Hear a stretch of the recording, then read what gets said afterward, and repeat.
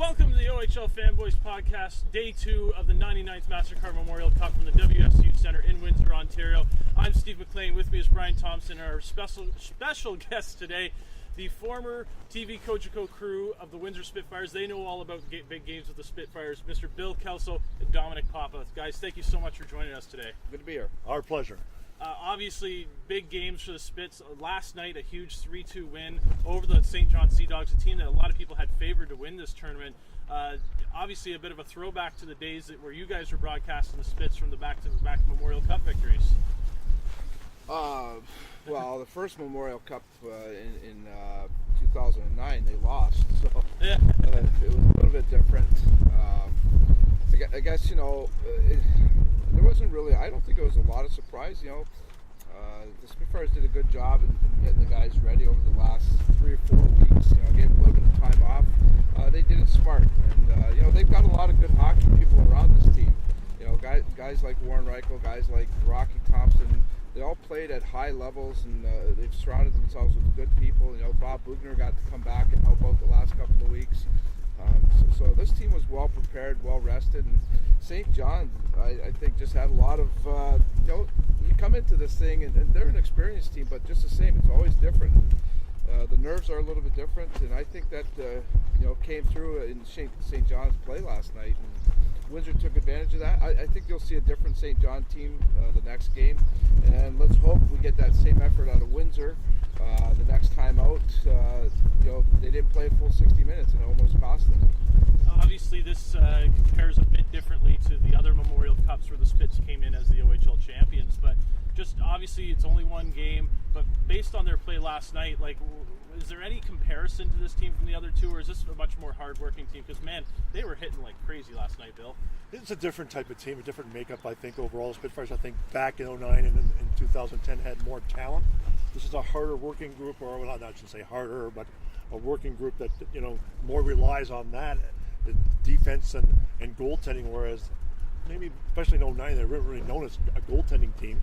Whereas Angela maybe didn't get the plaudits he deserved, but the rest of the club actually was pretty balanced. I think it's just a different style of game and everything else. But the Spitfires, you're right, certainly played their. I felt had their nose to the grindstone last night, and they won the war of nerves early, and I think that was key to the game. And it almost looked like, Dom, and you may agree, is the first half of the game, the Spitfires looked like the team that had been playing all along, and not St. John. I don't agree with you on anything, Bill. That's a good point. Are we allowed to swear on this thing? Yeah, but I don't. Why change anything? Yeah, we want this just like the Cogeco days. I don't. I think there are a couple of places where you can make comparisons to the 2009-2010 team, but I don't think after that, after a couple of players, it's not even close. That 9 and 10 team were a special group. Several of them have gone on to play in the NHL. This team will not have several players play in the NHL. There might be a couple, but that's about it. I think some of them are going to be a bust, to be honest with you. I don't want to get into names, but there's no comparisons after a couple of players. The 9 and 10 team were special groups. The game, even though it's only 7 years since, the game has changed dramatically again. It's soft now. There's nothing. And I know there was some good physicality last night, but they don't do that on a consistent basis. That 09 and 10 team, they could be physical. They had tons of skill. They had speed. They had everything. Those two teams were special. This team, I'm not saying that they're not special. Like I said, there's a couple guys there that you can compare and put in that roster of 09 and 10, but that's as far as it goes. We've been hearing about your time going to Rimouski, covering it with Coach Cohen and Brandon. Now you get to see what it's like with Windsor hosting. I'm sure you were at some of the games in '81, but how is this comparing so far in terms of organization and just the tournament itself? I went to the one in '88 actually too in Chicoutimi. We don't speak of that. Yes, yeah, that's still painful actually. Rimouski, a great little town, did a phenomenal job. Brandon was really well put together as well. I mean, we're only into day 2 here of this. I still think there's some issues. I still think there's some bugs to work out. We knew this was going to be a challenge. Part of it being the parking situation for the fans. Just even, Brandon had this huge facility, which just worked out tremendously. Whereas Windsor is a little bit cramped. You look at their media center, it's a lot smaller than the other ones that I've worked at. Even for the interviews, which Bill's taking care of for WE-TV, that's cramped compared to what we've had in the past. So there's some challenges one, you got to give them credit for getting it together and getting it off the ground. But hopefully over the next couple of days they work out the kinks and it runs a little bit smoother in a lot of different areas. We want to showcase Windsor in the right way, and I think they'll work at it, and we'll see where it goes. Can't put a grade on it just yet, though. It's too soon. That leads right into my next question about WE-TV. We talked about everything you guys are doing for the tournament, because you're like us, we're just web-based content. Talk about what you're bringing to the table that like a Sportsnet's not bringing, or a TV off. Well, they're not like us. I'll jump in because They're they're actually accredited. professional. We're not. I think what we're doing is we're taking some of the ideas what was created in Rimouski and Brandon and kind of doing a preview type show along with a couple of features. So kind of getting some of the people that Sportsnet wouldn't be getting, kind of doing some things a little more in depth that even the local people in this area that are not doing, and we're localizing it. And we're trying to keep it as up to date as possible. That's where the Facebook Live thing comes in, and which works really well. And like today we'll be doing a show at noon. Again, setting up the game, recapping last night's victory. Bill has a report on it, and it's a pretty solid 30 minutes of CHL Memorial Cup coverage. So we're proud of it. We're excited, and we had good viewership yesterday on our first one, and today I think will be even that much better. Obviously, let Bill talk. Bill's going to say something. If I may just interject for a second. But no, and I'm with Dom, and going back to even your first question, Brian, this is my first Memorial Cup I've ever attended.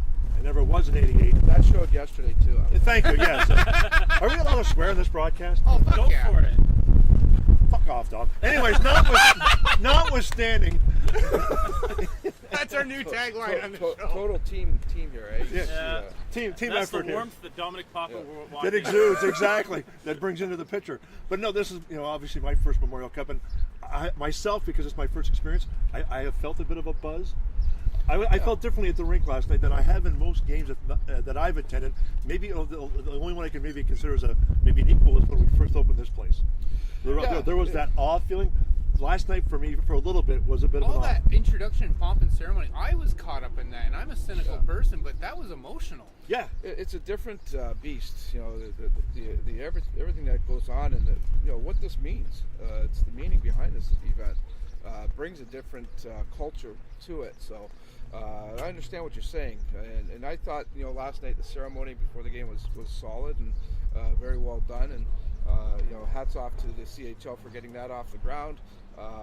I still think, again, there's room for this event, even believe it or not, that can grow, and some things can be done even in a more creative fashion. So, but it's different. It's nice to see a little, some different teams.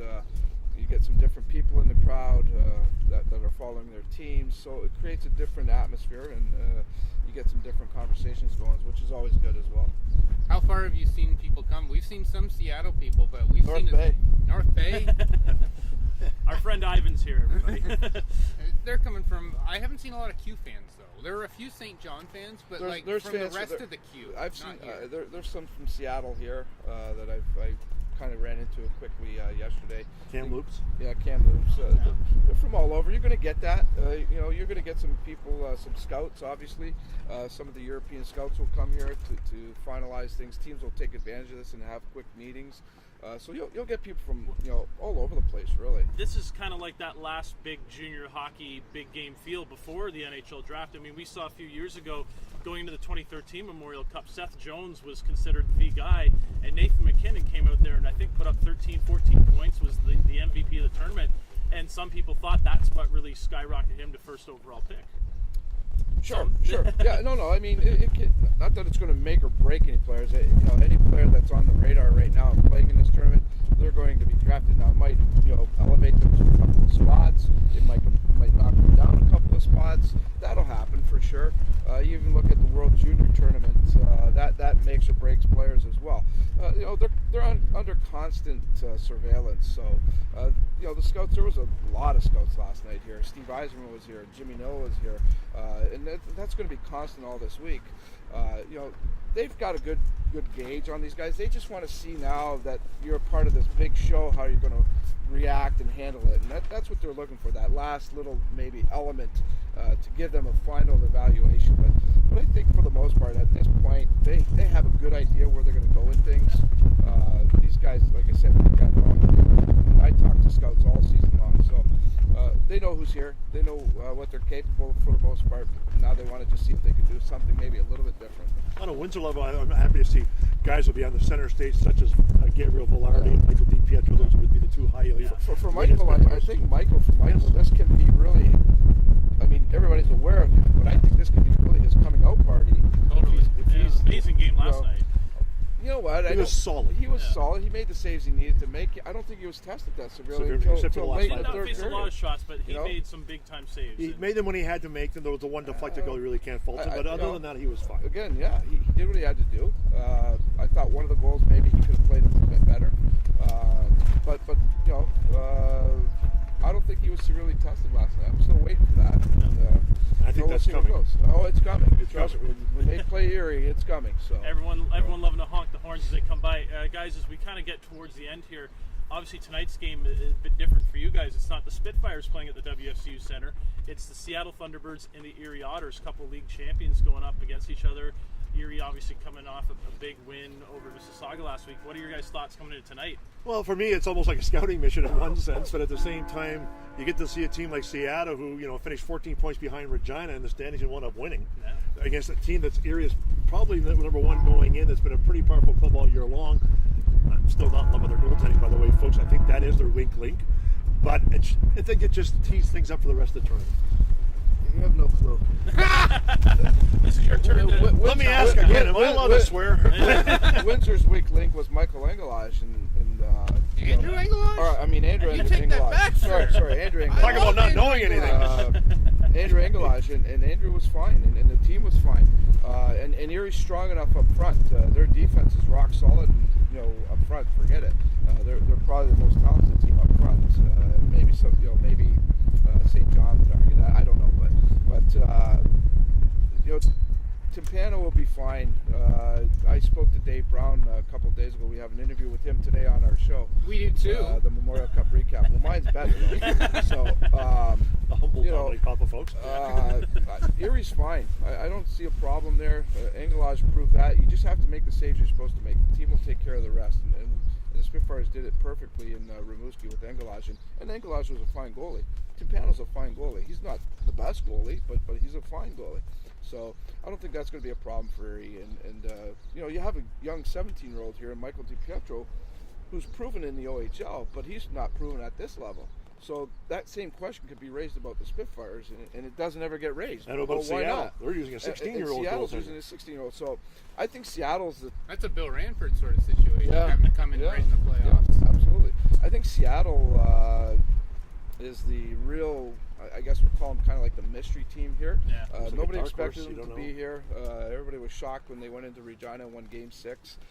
You don't. I mean, we know some about their team. They got some stars there, but they're kind of the sleeper here. And but for them, that's probably the way they want it. Fly under the radar a little bit. And hey, for once we're on the same page. No, we're not. But you certainly can't swear on this. Yes. You can't but I think Windsor's in good shape, especially with that win. We're in at least a tiebreaker. Well, yeah.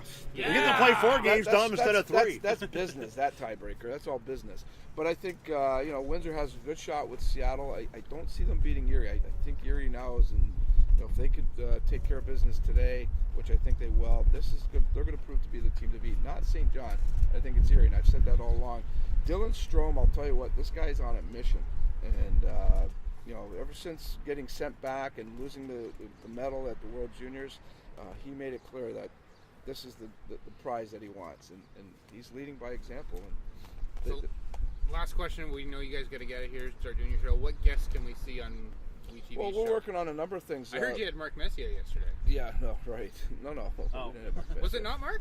No. My mother lied to me. She said she saw you with Mark Messier.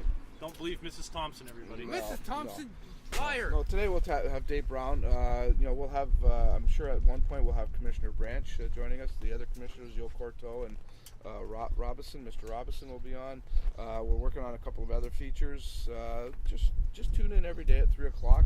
Today it's 12 o'clock because of the 3 o'clock game, but at 3 o'clock we'll have a live show, and it'll be full of good stuff, just like what you guys do.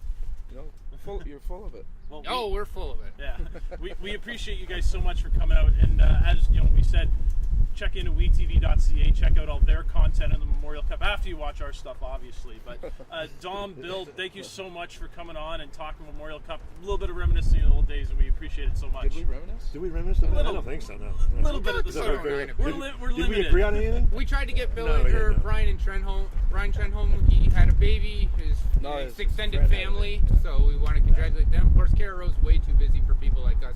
Dom's not so busy, so we can have him on. When we come back, we will recap the Erie Otters and the Seattle Thunderbirds here on the OHL Fanboys Podcast.